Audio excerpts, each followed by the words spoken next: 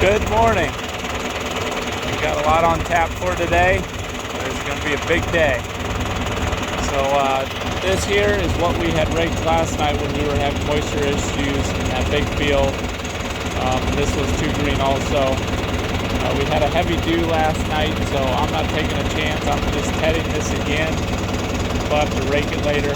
There's not much here, so it doesn't take long. And to me, it's kind of worth the time. So next I'm going to going to ted this field down here, and I'm going to ted that entire field over there. Now the bottom half that I mowed yesterday morning, we are going to wait to bale that tomorrow. I have work, good old 4-letter word, so that'll be left to my father-in-law to do. But we might get to the top of the hill tonight. So we've got the top of that hill, we've got this little bit, we've got this field here, we've got that field over there, which was ted yesterday, and we've got above the pond and that corner of that big field that we did into last night. So there's a lot of ground to cover. Hope you guys are ready for a long ride. Okay, so we got this field ted. I don't quite understand it. The other day it wasn't fluffing it up as well with the tedder. But today I can't tell if it's the breeze that's going on or what, but if you kind of get down on it, you can see it really stood it up, which is what you want. It airs it out better. This down here, I was surprised, is pretty green. So it's going to be a while before this is ready, but that's okay. This will be one of the last things we get to for the day. And it's about, I don't know, 10:45, and when that breeze stops, it is getting really hot, but that's good. If you look, not a cloud in the sky. This is what I wish we had yesterday. We certainly wouldn't have had the moisture issues. Would have been plenty dry yesterday had we had this weather here with no clouds and a little more heat. But hey, thankful for what we have, and it's lining up to be a good day. So it's noon. I ran out of time tedding. We got to get to baling since we have so much down. Also, the neighbor farmer, his baler broke down, so we're out to help him right now. The other neighbor farmer was going to come help him, and his baler broke down, brand new one. So we're coming to save the day. My hydraulic oil temperature light is still flashing. I think it's a failed sensor because the moment I turned the key on today, it was flashing, which that can't be, the temperature can't be that high. So I'm just going to deal with it for now and hope for the best. So he thought he had maybe like 12 bales or so here, but we'll see, and hopefully then we can move on to our hay. All right, so we are ready to go in our field again. Baled over at the neighbor farmers, that went well. I have to look, I think there was maybe 8 bales, so not much. We're gonna do this. Hopefully, I'm curious to see what the moisture content is compared to, what we were baling last night. Last night we were kind of on the verge, especially when we got to the far side of the hill and it was thicker and had, less sun time on it. This has had about the same as what that was at the very end. And then from here we're going to go over there, then that little slip over there, and keep going from there.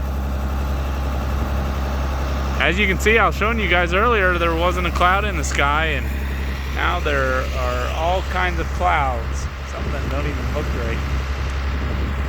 So it's not great, but when the sun comes out, it's still hot. When it goes behind the clouds, it's not what we need. It's not quite as hot, not as sunny, but hopefully we should be okay. The other fields are thinner, so they should be okay moisture-wise. The one field that I ted this morning, it was very green. So I'm curious to see how that works out, especially if these clouds hold up. So we'll find out. So this is what happens when you're not paying attention. Didn't catch it in time, or period. I don't know if it really mattered. So we gotta pull that out there, and we'll start by pulling this out here. It seems like what happens is when you start a bale, you can see it's not really in a roll shape, and if it doesn't get to rolling, I think the pickup head kind of relies on that roll to kind of draw it in, and until it gets that rolling mass going, you know, like a cylinder, it struggles to pick it up sometimes. So if you go too fast or not perfectly straight or whatever, it just clogs it. So I'll pull all this out as much as I can, and then I'll actually hammer it forward and clean it out from the front. Okay, so you can see I got it cleaned out enough that you can see up through the back there. Sometimes if it's real bad, you know, you should clear all this out and start over. I think I'm gonna try and take it real slow, see if I can start it, but that may be a mistake. We'll find out.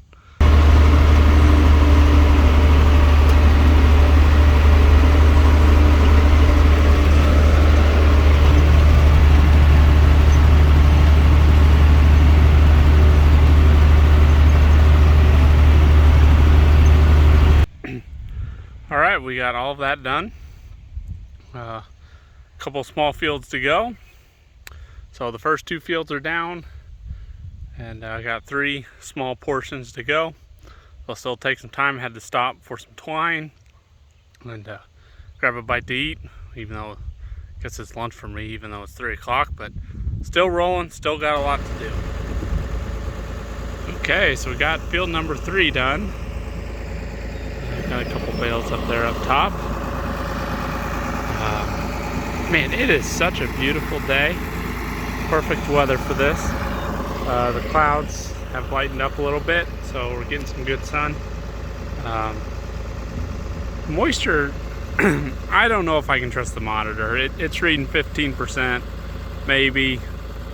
It feels good. This here, I could see, and it had just a hint of greenness, so maybe. There was other stuff I was baling at the other field. It was drier than 15, and it was reading the same. So I've got this field over here. That was the stuff that we had raked last night and didn't do, and ted it and re-rake it. Then I've got one more hilltop over that way, and we'll see where things go from there. I haven't looked at the counter. Let's see here. Reads 206, so I'm at 42 bales so far today, and that counts for 8 of the bales that I baled for over at the neighbor. So surprisingly, we're only at 38 bales for as long as I've been baling. It's been kind of thin, so let's just keep going. Alrighty, so field number 4 done. Pretty disappointed. We've only got, I think, 41 bales so far. So here's the situation.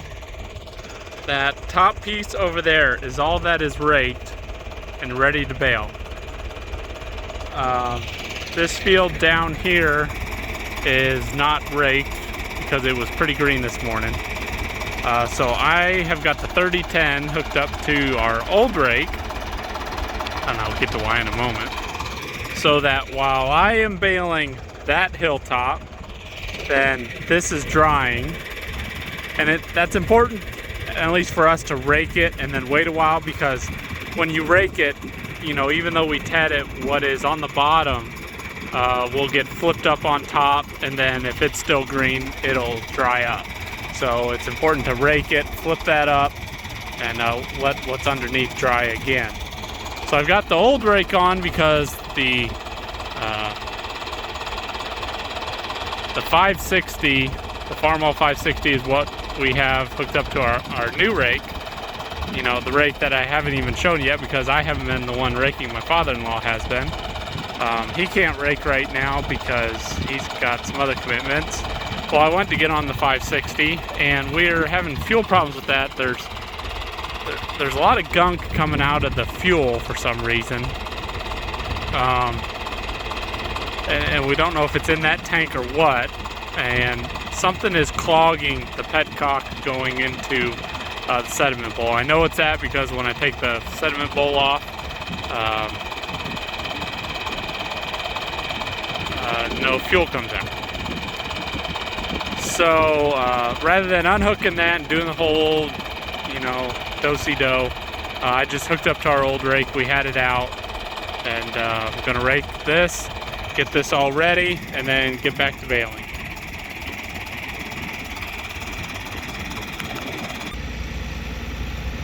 Okay, so I've been lacking in taking videos, so I apologize for that. So I raked about half this field here, and then I was afraid I was going to rake too much and wouldn't get to baling it. So I stopped.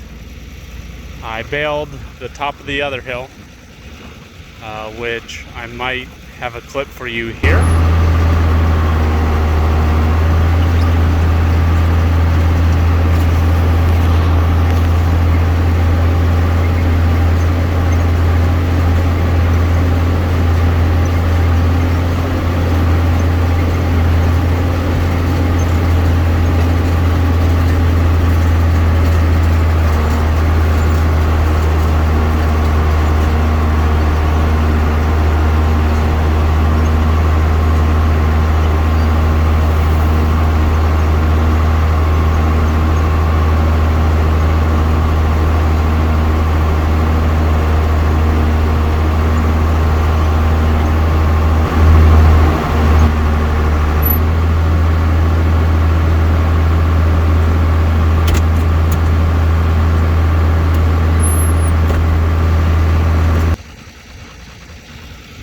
And now I'm back to this hill.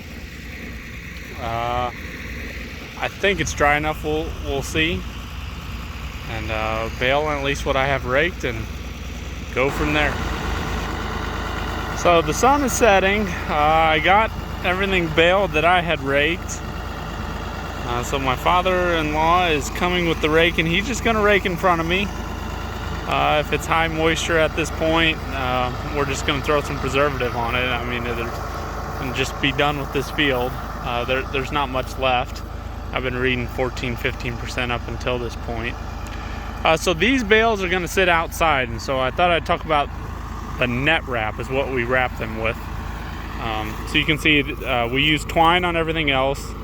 This just does like 1.5 revolutions of this net wrap here, and then the hay kind of grabs it and holds itself together. The benefit to net wrap is it kind of holds it all together much tighter. You can see it's a nice smoother surface versus, I don't have a twine bale here. And they say you actually lose less hay every year when you use net wrap. And when I say lose, since it's held tighter and it keeps the moisture off more, so you don't have as much rot and decay in the bales.